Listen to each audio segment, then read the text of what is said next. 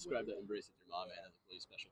Yeah, I mean, she knows what I've gone through the last year or two. I kind of was, like I said, I was out of competitive golf scene for a while, and it's tough to go from being one of the better juniors in the country growing up to having a couple years of struggling and going through some hard times, some injuries, and so I think it was just we both know how far I've come in the last couple months, and I think she's just really proud of me. Do you think either you could have predicted that timeline with Did you hear?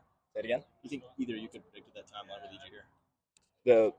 The timeline. Yeah, for your injury. Oh no, I mean, it kind of came out of nowhere. It slowly.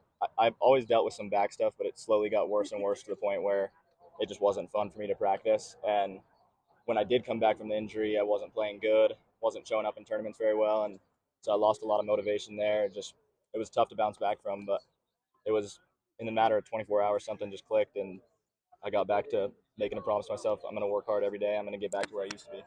Growing up here, where did Stadium rank on your kind of your bucket list? Oh, it's always been on the bucket list, even though I haven't played many of them because I've been most of my career I've been busy with junior golf tournaments outside the country. But it's definitely always been a goal of mine, and especially to win it in my last ever state am means a lot. So when you got in the car to drive down to Hurricane, did you think all of this was possible? Say it again. When you got in the car to drive to Hurricane for the qualifier, did you think this was possible? I mean, I'd like to think I always believed in myself that I could get it done, but I definitely wasn't driving down there thinking I'm going to win this whole tournament. But I just wanted the goal at the start of the summer was let's just play as many tournaments as I can and get back into competitive shape for the next season. And so no, I didn't really think about winning it, but I definitely coming into the week the goal is always to win. So Did you sense any momentum switch after you made the Albatross? oh yeah, you can ask my caddy. That's the first thing I said to him. I said now we're gonna have to play some golf now because that's in match play. It's little things like that flip momentum, and that's how match play goes. You get a little bit of momentum, you start making a few putts, you start hitting some good shots, and the match can change in a hurry. So I said now it's really going to be a match. So You came out of the shoot blazing, winning the first 3 holes. Yeah. What did you do in your mindset and in your preparation to start so strong? I just made sure the second I woke up this morning, even in the shower, getting ready, driving here, I was just as focused as I could be. I tried to get into this zone where nothing else mattered. I was just focusing on little details and what I wanted to do today. I was picturing what I wanted to do, visioning each shot I wanted to hit. I kind of had the course played out in my head on the drive here, and so I just made sure to stay focused from the jump. And anytime you can grab an early lead and get that and kind of play based off that, it's great. You never trailed. What off of Jay's question, where there was a momentum switch after his double eagle, what did you do to get down and refocus at that point? I just made sure to not let it phase me. I mean, I was happy for him. Double eagle is awesome, and I just made sure like stay focused, stay in the moment. There's gonna be there's gonna be long putts made. There's gonna be pull outs, maybe chip ins, and so you just got to be ready for those. Like that's kind of my mindset in match play now. Is anytime I'm playing competitors over a putt or a chip, I'm expecting them to make it because if you let that shock you, then that's when your attitude kind of drops and it's hard to bounce back from that. But if you're expecting to make all the time and you're ready to make your putt on top of it, then it kind of keeps you in a good mindset. On the Hurricane trip, was that the last chance qualifier, or was that just the regular qualifier? It was just a normal qualifier, but I think I literally signed up a week before the tournament because it was the only one that had spots open. Everything else was full.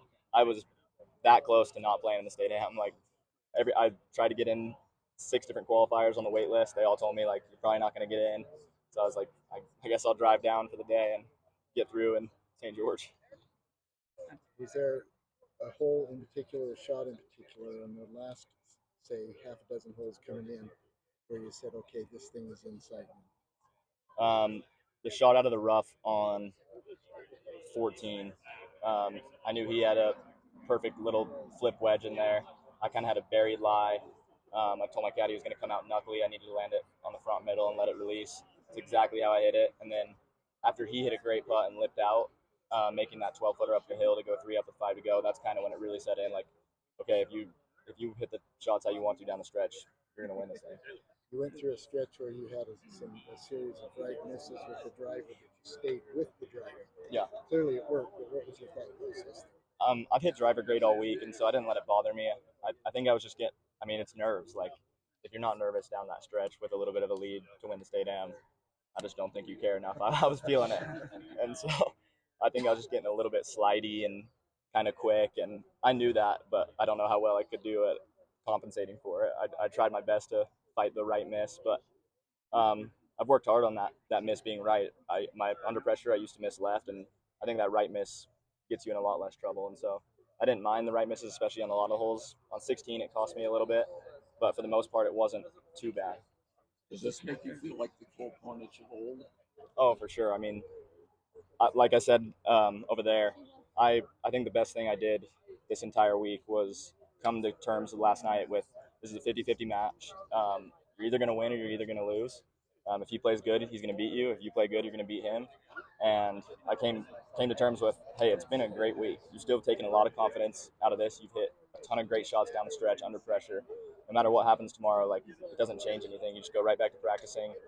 Your confidence is still high, but obviously getting a little cherry on top winning builds the confidence even more. But yeah, Did you drive from Provo every day, or did you? I stayed at my house in Kaysville. Okay. Yeah. It's really easy to be a gracious winner and to shake hands with your opponent and everything. But when Cooper hit that albatross over there, I noticed you immediately you dropped your club, you ran over him, gave him a big hug. Yeah. How happy were you for him in that moment? And did it make it maybe a little bit easier in some ways? I know you guys are both competitors, but knowing that you guys have played, I don't know, probably 1,000 rounds together, practice and competitive, did it kind of make you feel a little better going up against him? I mean, it's definitely, we were cheering each other on all day. Nobody, I mean, you're never rooting against anybody. I mean, especially a friend, but never any of your competitors. You want to see everybody.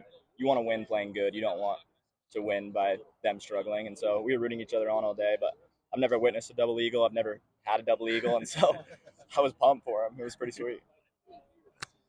This was an incredible win. It puts you in the history books. You will now forever be the state am champ. Yeah. Has that hit you yet?